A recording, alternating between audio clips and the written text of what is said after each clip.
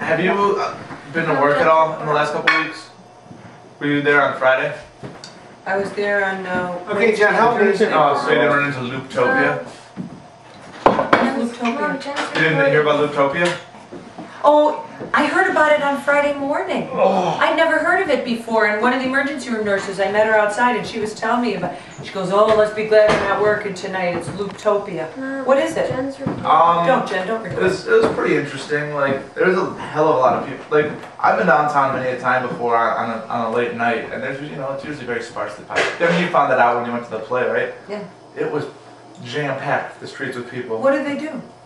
It's a very good idea. I thought like they probably didn't do it as well as they could have in previous years, but Is it a first year? It's the nation's first dawn to dusk arts festival, and yeah. I would love to have gone to that. Yeah, I mean there's live music in Daily Plaza. It started. Where was the art festival? I want art for. It was art. No, I mean arts. You mean like arts? Yeah.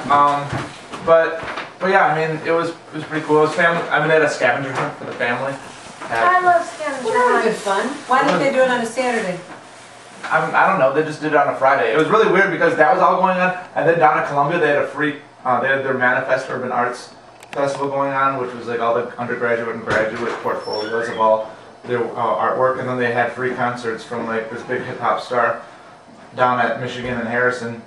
Then you walk down a couple blocks and there's Looptopia going on. Where did they advertise this? I mean, if you like read the Chicago Reader at all, I mean any like Chicago arts magazine or what's going on. That was the biggest drawback to moving south of being on the north side. You couldn't get the Chicago Reader. We used to get it all the time. Yeah, because I mean, South Side is devoid of most culture. Yeah, South Side. And that's sad. What is it about the South Side? Why is that? It's where culture goes to die.